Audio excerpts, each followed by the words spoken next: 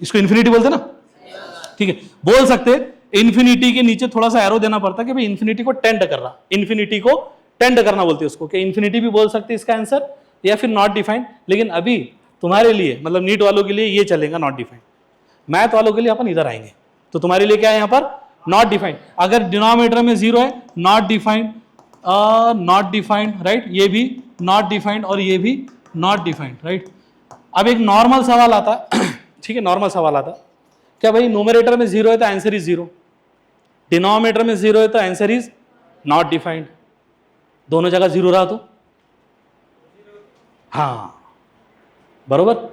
मतलब एक logical question है, अगर न्यूमरेटर में 0 है, न्यूमरेटर, ये न्यूमरेटर बोलते हैं ना अपन इसको, न्यूमरेटर में 0 है आंसर इज 0, डिनोमिनेटर में 0 है आंसर इज नॉट डिफाइंड। अगर मैं इसको अगले पेज पर लेके जाऊं और बोल दूं कि भाई 0 डिवाइडेड बाय 0 है तो क्या, नहीं, गलत, अरे अरे वो होती गलत, इतना गलत कैसे हो सकते हैं, बहुत ज्यादा गलत हो गया, ठीक है।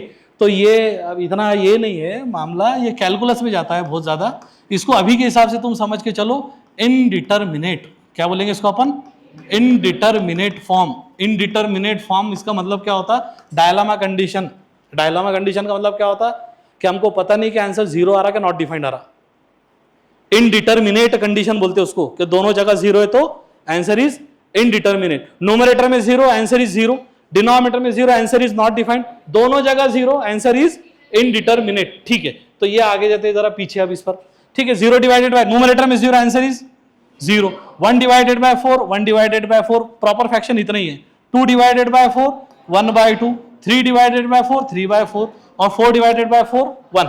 ओके, हमने क्या करे, स्टेप 1 में 4 से डिवाइड करे, यहां पर प्रॉपर फ्रैक्शन बता डाले। अब इसको बोलते हैं स्क्वायर रूट में डाल दो, ये चीज को स्क्वायर रूट में, 0 का स्क्वायर रूट 0, 1/4 का स्क्वायर रूट 1 का स्क्वायर रूट 1, 4 का स्क्वायर रूट 2, 0, 1/2, ये आ जाएगा 1/√2, ये आ जाएगा √3/2, और ये आ जाएगा 1। तो ये हमारे 5 वैल्यू अगर आ गए तो पूरा का पूरा टेबल 360 डिग्री का आ गया। अगर तुमको ये 5 वैल्यू आ गए तो पूरा का पूरा टेबल आ गया, ठीक है। अपन कंप्लीट कर, खत्म करने का बस 5 मिनट, ये टेबल ले लेते अपन, टेबल तुमको थोड़ा प्रैक्टिस के लिए हो जाएंगे। ओके, अगर तुमको ये 5 वैल्यू आ गए मतलब पूरे के पूरे वैल्यूज ये आ गई। ओके, एक एक करके मैं जरा फास्ट में ले लेता। पहले अपन क्या बोलेंगे यहां पर, ओके, ये आ गया 0, फिर आ गया 1/2, 1/√2, √3/2, और ये हो गया 1। यहां से फिरा दो गाड़ी को, पहली बात यहां आएगा 1, उसके बाद में √3/2, 1/√2, 1/2 और 0, ये हो गया एक फ्लो तुम्हारा, सही है। ओके, एक पट्टा तो ये आ गया साइन कॉस का। अब क्या करेंगे, टैन के केस में क्या साइन अपॉन कॉस रहता, टैन का मतलब क्या होता, साइन थीटा अपॉन का कॉस थीटा।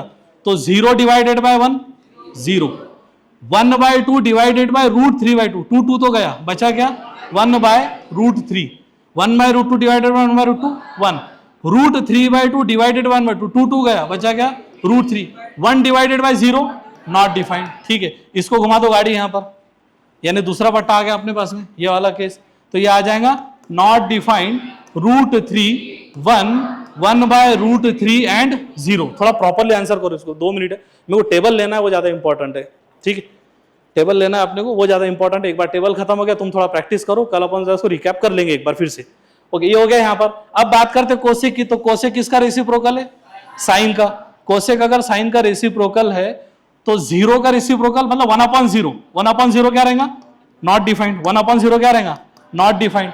इसका रेसिप्रोकल क्या आएगा, 1/2 का 2, 2/1 यानी 2, 1/√2 का √2, √3/2 का 2/√3, और 1 का रेसिप्रोकल 1। फिर यहां पर गाड़ी घुमा देंगे ऐसे, यह आ जाएगा 1, राइट, 2/√3, यह आ जाएगा √2, यह आ जाएगा 2, और यह आ जाएगा नॉट डिफाइंड। सेक जो है वैसे भी कॉस का रेसिप्रोकल था, अपन कर सकते थे। अब वो 3 वैल्यू बचे, उसको कैसा करे थोड़ा जरा वो जरा ध्यान से, वो जरा काम किया ना, वो नए अपने लिए। ओके, अपन ने कहां से कहानी शुरू करे थे, तो याद करने के लिए बोल रहा हूँ, बाद में जरा डिटेल में बाद में लूंगा उसको अच्छे से।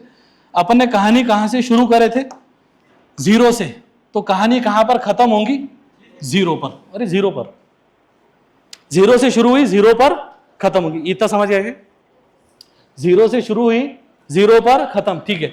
अब ये 1 है तो 1 के बाद में देखो यहाँ ये 1 2 ये 3 वैल्यू है ना, तो 3 वैल्यू में एक तो 1 रहेगा, या तो -1 रहेगा, या तो 0, कोपरे में लिख दिया मैंने इसको। तो 1 के बाद में -1 तो नहीं आता है ना, रिलेटेड नहीं है, 1 -1 एक साथ में नहीं आएंगे, तो 1 के बाद में 0, और यहाँ पर 1 आ गया, ये 0 आ गया, तो बचा कौन? -1। ऐसा थोड़ा सा ध्यान से रखो उसको, ऐसे ही याद कर लेंगे अपन, बाद में देखेंगे मैथ वाले उधर डिटेल में। अभी 0 से शुरू हो रहा था, 0 पर खत्म, और 0 1 -1 ये तीन ही लोग आते इधर, इधर जो है ना 0 1 -1। अब देखो यहाँ पर 1 से कहानी शुरू हुई थी, तो उधर 1 पर कहानी खत्म। अब 1 ये 0 है, तो 0 के बाद में एक तो 1 आ सकता है, या तो -1 आ सकता। ऑलरेडी 1 आ चुका, तो क्या आएगा? -1। अब -1 आ गया, 1 आया, बचा कौन? 0। इसको ऐसा ध्यान में रखो। सर वो कैसा ध्यान में रखे, क्या करेगा मैं बता रहा हूँ, ठीक है? इसको ऐसे ही रखो अभी ध्यान में, बाद में उसको रिपीट करते थे, मैं बताऊंगा कैसा करेगा। साइन का टेबल जहां से शुरू होता वहां पर खत्म करो 0, बरोबर। फिर बाद में बचा कौन? 1 और -1 है, तो 1 के बाद में -1 तो आना नहीं है, तो यहां पर 0, फिर ये -1 और ये 0। अच्छा अब देखो इसका रेसिप्रोकल की कहानी जल्दी से। ओके 2 ही मिनट बचे अपने पास, 2 मिनट में खत्म कर देते टेबल को। tan का मतलब क्या होता? Sine upon cos, 0 upon minus, 0 divided by anything 0, -1 divided by 0 not defined, 0 divided by 1 0। tan का कॉट का मतलब क्या होता? Cos upon sine, cos upon sine, तो -1 divided by 0 not defined, 0 divided by -1 0, 1 divided by 0 not defined, ठीक। उसके बाद में कोसेक जो है वो साइन का रेसिप्रोकल है, साइन का, तो 0 का रेसिप्रोकल 1 अपॉन 0, 1 अपॉन 0 का मतलब नॉट डिफाइंड, -1 का रेसिप्रोकल -1, 1 अपॉन -1 का रेसिप्रोकल -1 ही आएगा ना, और 0 का रेसिप्रोकल नॉट डिफाइंड, राइट। और लास्ट में सेक जो है वो कॉस का रेसिप्रोकल है, तो कॉस का रेसिप्रोकल है, -1 का रेसिप्रोकल -1, 0 का रेसिप्रोकल नॉट डिफाइंड, और 1 का रेसिप्रोकल 1। क्लियर है क्या? थोड़ा वो जो आखिरी की वैल्यू सर क्या काम की है, वो आखिरी की वैल्यू क्या काम की? सीधा बैठो आप थोड़ा, हाँ बादशाह सलाम, सीधा बैठो जरा। मेरे को थोड़ा एक पॉइंट लेने का था, सिर्फ एक पॉइंट, उसके लिए अपन ने कहानी रची। थोड़ा अगर स्पीड हो रही होंगी इसमें, तो कल अपन जरा जल्दी स्टार्ट, 40 मिनट से लेना है, 40-45 मिनट डेली। मैं तुमको एक एक पॉइंट बताऊंगा, वो पॉइंट तुमने मार्क कर लेना कि तुम्हारी नीट के काम का है बस।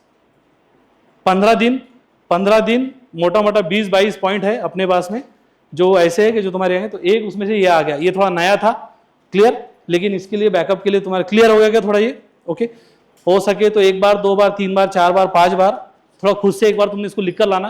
कल आते टाइम पे बस एक ही होमवर्क है कि ये टेबल खुद से 5 बार तुमको लिख कर लाना है। कितने बार? 5 बार खुद से, ऐसा बराबर प्रॉपरली, 0 से कहानी खत्म, 0 से कहानी, ठीक है। बाकी बात करेंगे अपन कल।